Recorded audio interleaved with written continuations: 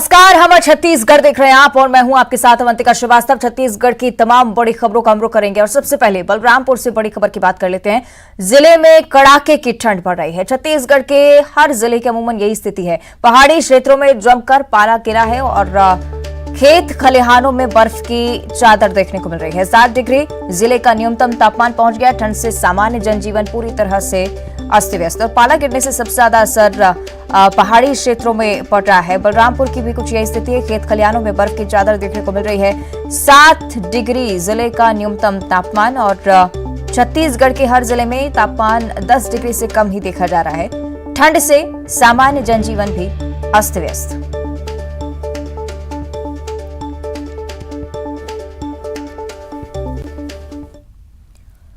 और अब रायपुर से बड़ी जानकारी। आज रायपुर और बालोद में कई सारे कार्यक्रम आयोजित किए जा रहे हैं, जिसमें सीएम भूपेश बघेल भी शिरकत करेंगे।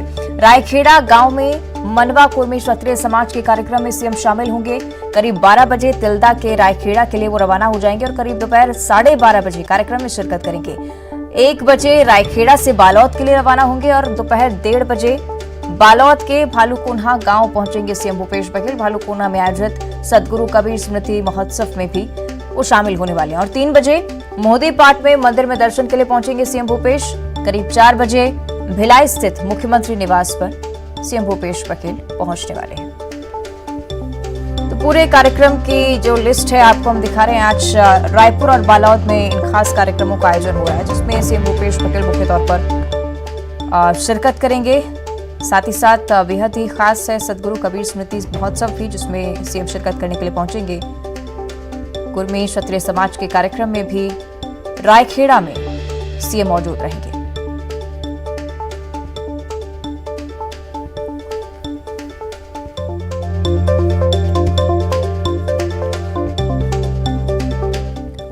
चलिए ज्यादा चर्चा इस पर हम करेंगे। सहयोगी युगल हमारे साथ लाइव जुड़ रहे हैं। युगल, क्या कुछ जानकारी आज के कार्यक्रमों को लेकर, किन किन कार्यक्रमों में सीएम भूपेश बघेल की मौजूदगी रहेगी?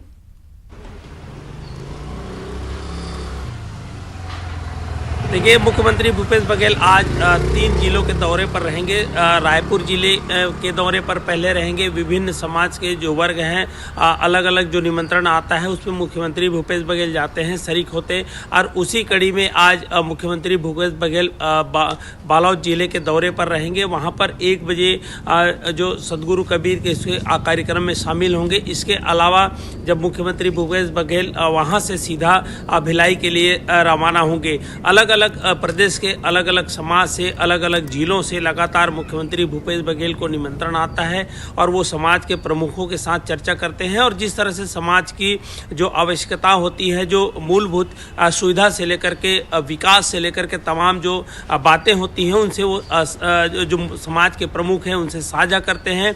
और उसी दिशा में एक जो कार्य योजना है वो बनाई जाती है। और जो समाज प्रमुखों की जो मांग होती है, जो उनकी समस्या होती है, उन्हें मुख्यमंत्री भूपेश बघेल तत्काल बैठ करके त्वरित निराकरण करते हैं। और जो जन अपेक्षाओं की, जो जनता से जो उम्मीदें रहती हैं मुख्यमंत्री के, वो पूरा करते हैं। इसी कड़ी में आज 3 जिलों के दौरे पर रहेंगे। और लगातार इससे पहले भी मुख्यमंत्री पूरे जो विधानसभा क्षेत्रों का लगातार है भेंट मुलाकात कार्यक्रम कर रहे हैं, जा भी रहे हैं। तो इसी कड़ी में अलग अलग पृथक से अगर कहीं से निमंत्रण आता है तो वो बिल्कुल जाते हैं। समाज से विभिन्न वर्गों से वो लगातार चर्चा कर रहे हैं, रायशुमारी कर रहे हैं।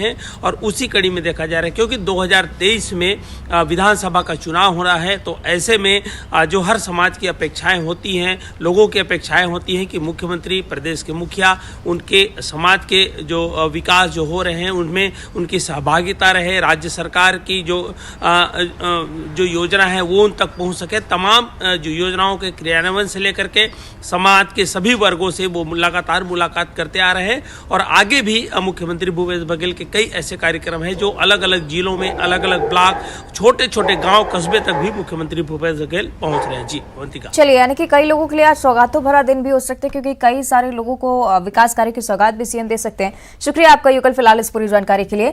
तो बात कर रहे थे सीएम भूपेश बघेल के आज के कार्यक्रमों की। और एक और महत्वपूर्ण जानकारी राजधानी रायपुर के लिए ही। राजधानी में छत्तीसगढ़िया ओलंपिक का आयोजन होने जा रहा है। राज्य स्तरीय आयोजन की आज से ही शुरुआत होगी। 10 जनवरी तक राज्य स्तरीय आयोजन होगा। राजधानी के इंडोर स्टेडियम में भी इस खास आयोजन को लेकर तैयारियां पूरी हो चुकी है। राज्य स्तरीय छत्तीसगढ़िया ओलंपिक का सीएम आज शुभारंभ करेंगे। आज 11 बजे सीएम भूपेश बघेल इसका शुभारंभ करने वाले हैं। तो छत्तीसगढ़िया ओलंपिक जिसकी धूम पूरे ही प्रदेश में बीते दिनों देखने को मिली, अब राजधानी रायपुर में भी छत्तीसगढ़ी ओलंपिक का आयोजन हो रहा है। आज से सीएम भूपेश बघेल इसका शुभारंभ करेंगे।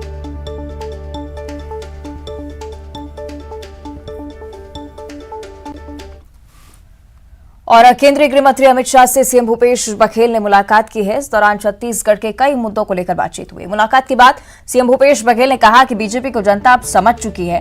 डबल इंजन को हिमाचल प्रदेश ने नकार दिया।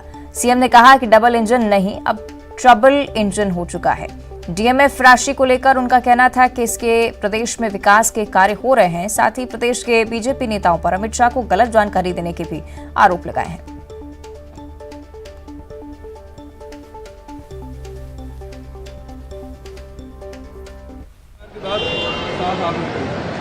और उस समय मैंने कहा था वो अपने लिए नहीं करें, वो हमारे लिए करें। और हुआ ये कि हम 68 पार कर गए। अब तो 71 हमारे हैं। तो 2023 भी हमारा है, 2024 भी हमारा हो। जनता जान चुकी है जो एनडीए की सरकार है 2024 में कुछ 10 साल पूरे होंगे। महंगाई, बेरोजगारी से सब त्रस्त हैं। और जो वादे केंद्र सरकार ने किए थे, रोजगार की बात है, वो कहीं लोगों को दिखाई नहीं दे रहा। महंगाई से जो परेशान है, मैं समझता हूँ 2023 में जीतेंगे, 2024 में सभी लोकसभा सीट सारी योजनाओं का लाभ लोग ले रहे हैं और जनता खुद बता रही है।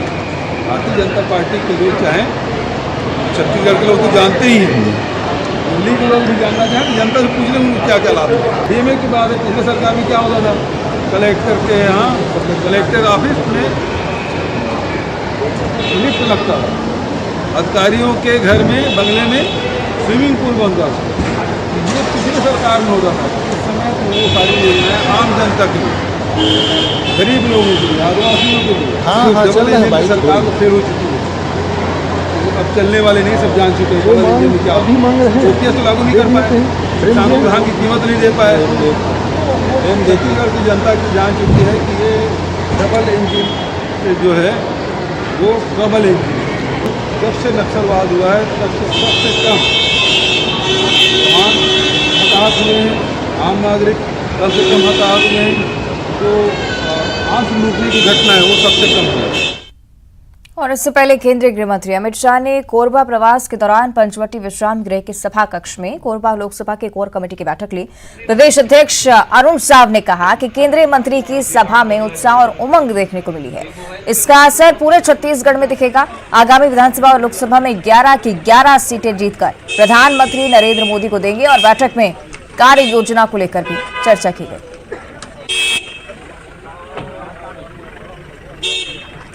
आज जो ऐतिहासिक सभा हुई है वो सारी बातों का जवाब देता है कि भारतीय जनता पार्टी का एक एक कार्यकर्ता पूरी ताकत से चुनाव के मैदान में जुट गया है।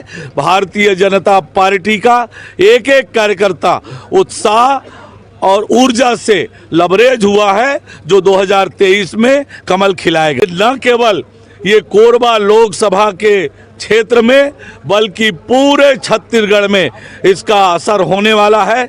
और निश्चित रूप से 2023 में छत्तीसगढ़ में कमल खिलेगा।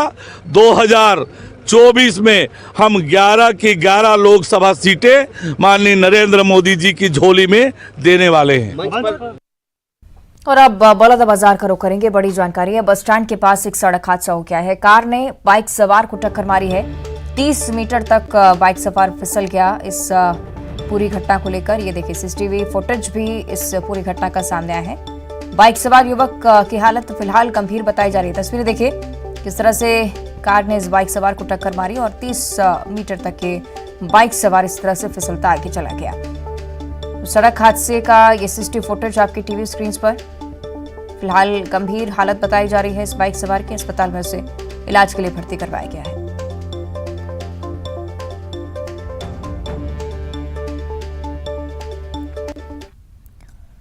और भिलाई से अब बड़ी जानकारी। ट्रांसपोर्टर्स को धमकी देने का मामला सामने आया था। धमकी देने वाले शख्स की पहचान हो चुकी है। सीसीटीवी फुटेज से इस शख्स की पहचान हो पाई है। 2 दिन पहले भिलाई के एक प्रसिद्ध ट्रांसपोर्टर को इंद्रजीत सिंह को पोस्ट के माध्यम से धमकी दी गई थी। डाक के जरिए ये पत्र भेजा गया था। शिकायत के बाद पुलिस मामले की जांच में जुटी हुई थी। आरोपी को जल्द गिरफ्तार करने का दावा भी अब पुलिस की तरफ से किया जा रहा है और इस व्यक्ति की तस्वीरें सामने आई हैं। माना जा रहा है कि इसी ने वो खत भेजा है। इस सीसीटीवी फुटेज पर अब पुलिस जल्द ही गिरफ्तारी का भी दावा कर रही है।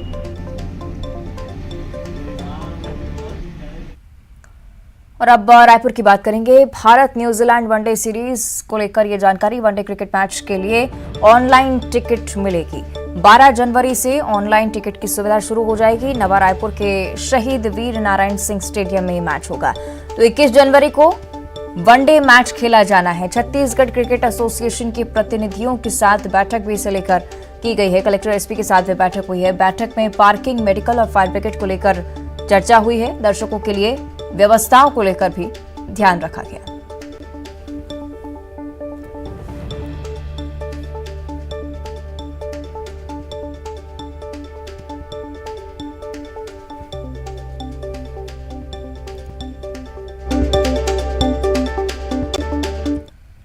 और अब कोरिया से बड़ी खबर है। स्वास्थ्य विभाग की पोल खुलती हुई नजर आ रही है। भारी मात्रा में एक्सपायरी दवाइयां यहां से पाई गई हैं। खुले में एक्सपायरी दवाइयां फेंकी गईं।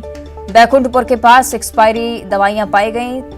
तलवापरा स्थित SLRM सेंटर के बाहर दवाइयां पाई गई हैं। तस्वीरें देखिए।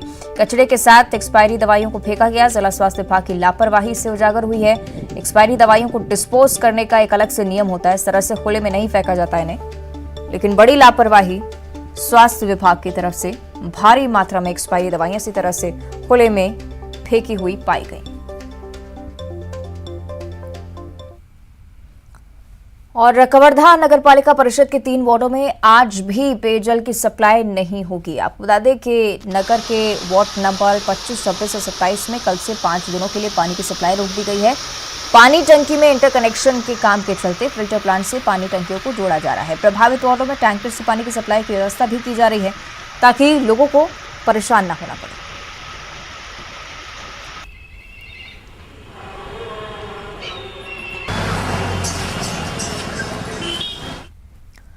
और सरगुजा जिले के 68 ग्रामीण किसान अपनी जमीन के मालिकाना हक के लिए कई सालों से लड़ाई लड़ रहे हैं। दरअसल इन किसानों की जमीन पर घुनघुटा श्याम परियोजना के तहत 1990 से 91 में डैम बनाया गया था। डैम बनने के दौरान करीब 1 दर्जन से ज्यादा गांव प्रभावित हुए।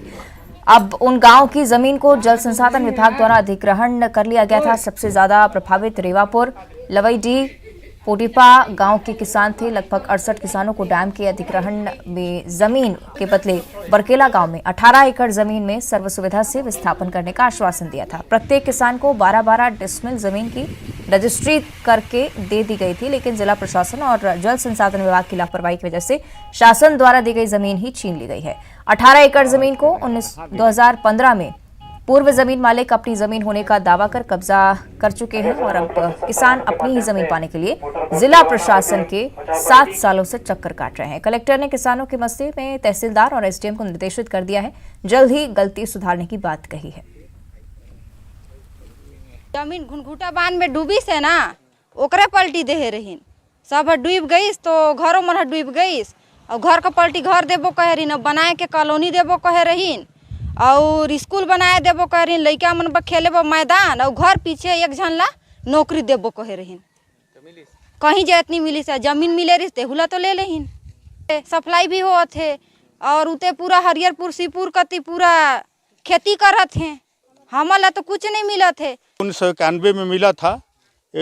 522 इसका रकबा नंबर है और 18 एकड़ का प्लाट है। इसी का हम लोगों को 68 आदमी को पट्टा दिया गया है, विधिवत पट्टा है, पर ज़मीन नहीं मिला है। ज़मीन में दूसरे लोग खेती कर रहे हैं और पूरे शहर के लोग पानी पी रहे हैं बांध का और हम लोगों का कोई देखभाल नहीं हो रहा है। इसलिए बांध का पानी को खाली किया जाए। ये ज़मीन जब हम लोगों को नहीं दिया जाएगा तो हम लोग का ज़मीन में पानी भरा क्यों रहेगा। घर बना के रह रहे थे हम लोग। नहीं, उसके लिए हम लोगों ने एसडीएम और एडिशनल कलेक्टर को टीम बना दी है। उनकी बात भी चल रही है और जो उसमें समय अवधि में उसमें कार्रवाई कर ली जाएगी। और इधर कांकेर पुलिस ने साल 2022 में हुए अपराधों की समीक्षा की है। इसको लेकर कांकेर पुलिस ने मीडिया से भी बातचीत की। बस्तर आईजी सुंदर राजपी, डीआईजी बालाजी राव और एसपी शलभ सिन्हा सहित जिले के पुलिस अधिकारी भी इस दौरान मौजूद रहे। आईजी सुंदर राजपी ने बताया है कि साल 2022 में कांकेर पुलिस को कई सफलताएं मिली हैं। सुरक्षा, विकास और विश्वास के साथ अंदरूनी और पहुंच विहीन क्षेत्रों में सुरक्षा बलों ने कैंप लगाकर पहुंच मार्ग और पुल का निर्माण करवाया है। 2 बड़े नक्सलियों को ढेर करने में भी कामयाबी हासिल की है, जिससे नक्सलियों की कमर टूट गई है। बस्तर संभाग के अंतर्गत कई विषयों पर हमको निर्णायक बढ़त प्राप्त हुआ। यदि नक्सल विरोधी अभियान की बात करें तो सबसे सफल वर्ष रहा।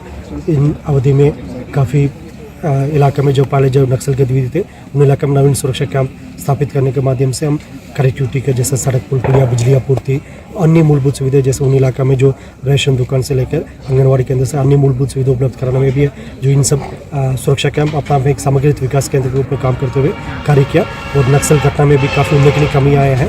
और जो शहादत में जैसा हमारा जो सुरक्षा बल की साथी इन अवधि में 9 हमारा जो जवान शहीद हुआ है उन सबको शहादत का नमन भी करते। लेकिन जो विगत 20 वर्षों में ये सबसे कम शहादत वाला साल रहा है। वह हमारा कोशिश है कि आने वाले समय में हमारे किसी और जवान को या ग्रामीण को नक्सल हिंसा में उनका किसी प्रकार का कोई झरना नहीं हो, वो भी हमारा एक टारगेट है। और अब बीजापुर की बात करेंगे। 25 किलो की आईडी बरामद की गई है। आपको बता दें कि सड़क के बीच आईडी को प्लांट किया गया था। बीचापा लेटेपाल के पास सड़क पर आईडी को लगाया गया था। भैरमगढ़ ब्लॉक का ये मामला है। उन्होंने मौके पर पहुंचकर आईडी को ढूंढ निकाला। बीडीएस मिरतूर की टीम ने आईडी को ढूंढा है। आईडी को सुरक्षित तरीके से डिफ्यूज किया गया।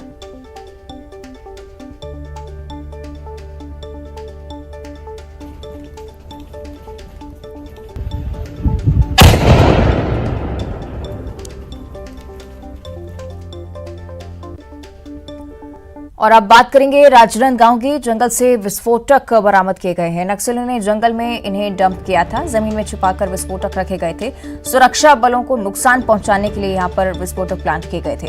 तो बकरकट्टा थाना के कौरुआ जंगल का ये मामला है, जिन्हें सुरक्षा बलों ने ढूंढ निकाला है। जमीन में छिपाकर इन विस्फोटकों को प्लांट किया गया था। और अब सुकमा से बड़ी जानकारी। पूना नारकोम अभियान पर बड़ी सफलता एक बार फिर से हासिल हुई है। इनामी समेत 2 नक्सलियों ने सरेंडर कर दिया है। 1 लाख के इनामी समेत 2 नक्सलियों का सरेंडर हुआ है। दोनों नक्सली चिंतलनार और चिंता गुफा इलाके में सक्रिय थे।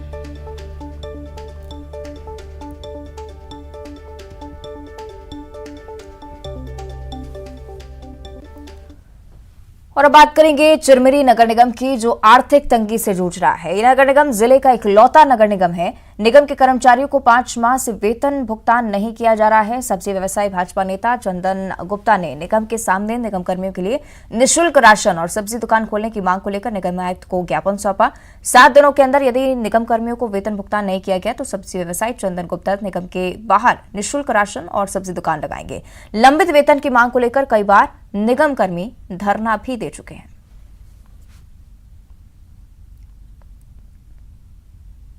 और अब खबर बलौदा बाजार से। रामवन गमन पथ के लिए जिले में 70 किलोमीटर तक सड़क किनारे लगाए गए हजारों पौधे सूख गए हैं। वन विभाग ने करोड़ों की लागत से 27,000 पौधे सड़कों के किनारे पर लगवाए थे। किथौरी से लेकर बलदा कछाड़ तक ये पौधे लगाए गए थे। आपको बता दें कि सीएम भूपेश बघेल ने छत्तीसगढ़ के उन जगहों पर जहां श्री राम जी ने वनवास काल में विचरण किया था, उन रास्तों पर पौधे लगाने का लक्ष्य रखा है। वन विभाग को इसके लिए निर्देशित किया गया था कि समय समय पर पौधों की देखरेख भी की जाए। लेकिन तस्वीरें बयां कर रही हैं कि अधिकारी गोलमोल भी जवाब देते नजर आते हैं। देखिए, रामवन गमन पथ के अंतर्गत जो शिवरी नारायण से तुरतुरिया मार्ग से होते हुए आपका सिरपुर तक का जो है उस पे पौधे लगाए गए थे और पौधों की रखरखाव और देखभाल विभाग के द्वारा की जा रही है। जहां जहां भी कैजुअलिटी हुई है वो संबंधित परिक्षेत्र अधिकारी को निर्देशित किया गया है कि वो कैजुअलिटी का को चेंज करें और पौधे की विभाग के द्वारा नियम अनुसार देखरेख का कार्य किया जा रहा है। लगभग कितने पौधे लगाए गए होंगे? ये लगभग मैं आपको कंप्लीट देख के ही पूरा टोटल जानकारी बता पाऊंगा, बट जो मार्ग है वो आपका शिवरी नारायण गिधौरी से सिरपुर तक जो मार्ग है उसको रामवन गमन परिपथ के रूप में विभाग के द्वारा। और अब 25 सेकंड में खबर।